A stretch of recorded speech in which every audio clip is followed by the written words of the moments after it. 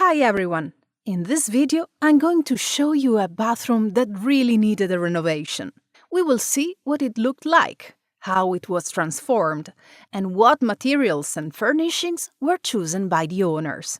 Let's go in order. Let's see what the bathroom looked like before the work. Actually, we cannot even talk about a real bathroom. It was a now abandoned room that had also been a bathroom in the past. When the owners bought the house, the room was already in this condition. Originally, there were definitely two separate rooms, as can be guessed, for example, from the marks on the walls and floor. But at some point, these rooms were joined to form a single space, with the insertion of a window on the longest wall of the room.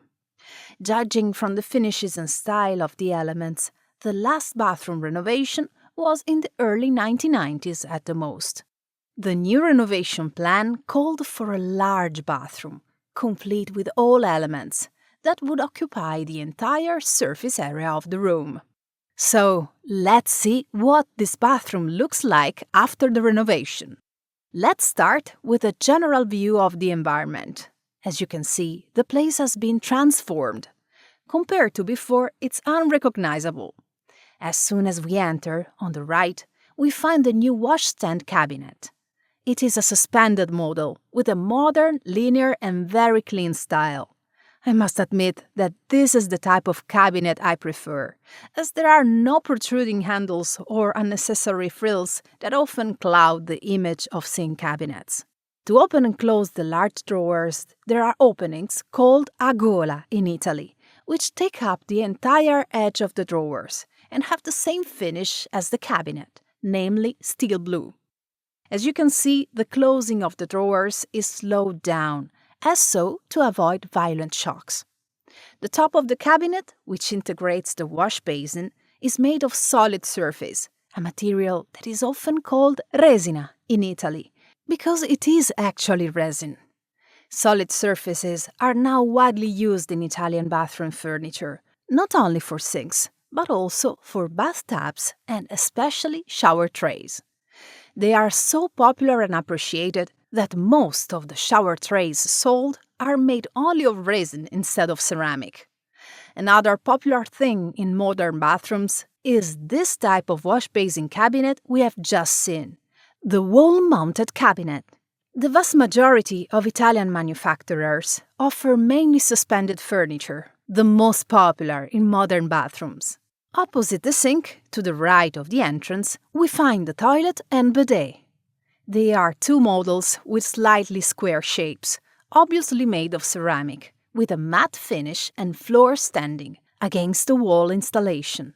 The company that manufactures them offers the possibility to customize them a bit, and in addition to the classic glossy white finish, it also offers a matte finish in various colors, or glossy but in shades other than white.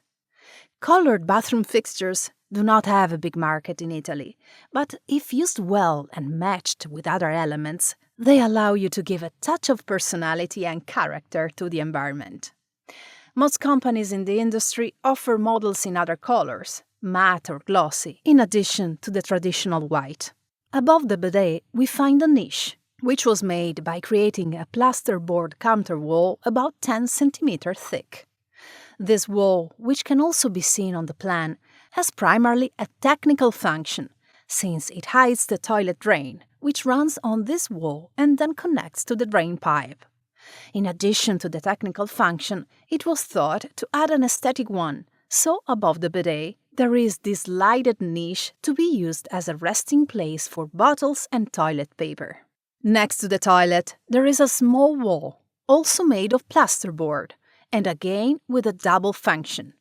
It is the wall that houses the radiator, but it is also one of the walls of the shower corner that we will see in a moment. Obviously, this radiator replaces the old one. It is a colorful model, matching the wash basin cabinet, made of carbon steel. Towel warmers are also customizable, more so than sanitary ware. In addition to choosing the design of the model, you can also choose the finishes and colors. These parameters vary from model to model, and specialized companies naturally offer more choices.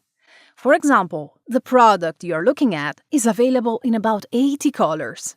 The most eye-catching element of the bathroom, however, and the one that stands out from the rest, is the bathtub, located inside the wet room. The old built-in model has been replaced by an angular, semicircular acrylic bathtub. This type has panels on the sides, also made of acrylic and removable, that hide the tub shell and the drainage system. In my opinion, a possible alternative to this model could be a freestanding tub, again in a modern, contemporary style. There are several freestanding products on the market with rounded shapes that would be perfect for this corner of the bathroom. Next to the bathtub is the shower. Basically, the entire wall in front of the bathroom entrance is reserved for the bathtub and the shower. This is a solid surface shower tray, originally rectangular, that was cut to make room for a seat made of masonry. Across the entire shower wall is another niche, again made from the plasterboard counterwall we saw earlier, which in this case houses the shower plumbing. To make a niche like this, you need a wall that is at least 10-12 cm thick, because you need enough space for the shampoo and shower gel bottles. The shower niche is another element I recommend you consider for your next bathroom. First of all, they are really practical, and in addition of freeing up space on the shower tray, they also allow you to avoid soap holder accessories, which in some cases require drilling holes in the tiles, a very delicate operation that if poorly done can ruin your new wall tiles. Not to mention that niches are pieces of furniture that can greatly enhance the shower area. As you may have noticed, there is no stall reserved for the shower, but rather a single large tempered glass wall that separates the tub and the shower from the rest of the room. This is normal. The wet room concept offered just such a solution, although, to tell the truth, the wet room always has the shower tray embedded in the floor. In this bathroom, the shower tray is slightly raised, but only for technical reasons related to the structure of the floor substrate. All the taps in the bathroom are chrome-plated. Those for the sink, bidet, bathtub and shower, as well as the glass wall profile and rods. From an aesthetic point of view, the taps should always match with the same finish and the same style. Elements that are too different from each other risk creating a sense of confusion and inconsistency. In fact, it would be better to match not only the faucets, but also the accessories. If you choose chrome faucets, the accessories should also be chrome, such as towel rails, coat hooks, toilet roll holders, and so on. Let's move on to floor and wall coverings. The old floor were either grit or ceramic, depending on the area of the room.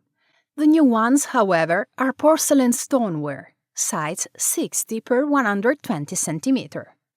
The tiles have a stone effect finish, which is light and creamy in tone, so it's very light, quite different from the other stone effects with much stronger grey tones.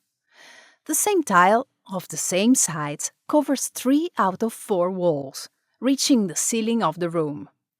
For the wall in front of the entrance, on the other hand, a marble effect was chosen, size 60 × 120. Such a different pattern, even in colors, helps to increase the focus of the tub area, and at the same time creates a more dynamic environment. There were also major changes to the lighting, as the design called for the installation of different light sources. We have LED strips installed in the ceiling for general room lighting or to highlight certain elements. There is dedicated lighting for the wash basin mirror, and finally there are the illuminated bidet and shower niches. All the installations are new, of course, including the electrical ones. A renovation like this takes 2 to 3 weeks of work, but only if it's entrusted to a well-organized company with a close-knit team of people, led by a capable and responsible contractor. Very often in Italy, such renovations are entrusted to different craftsmen, who often do not even know each other. In these cases, the risks for the owners increase because there is no real boss to organize the work and control the progress of the work. If you decide to buy a house in Italy, you should carefully choose the company, or at least the professional responsible for the work, such as the architect. Before greeting you, I must tell you two things. First of all, I am curious what you think of this transformation. Write a comment and tell me if you like the new bathroom and what is your favorite element. If you want to discover all the secrets of Italian renovations, please check out the description for my video where I talk about costs, work phases, and much more. If you have any questions, leave a comment. If you found the video helpful, give it a like and subscribe to the channel by turning on notifications. Bye!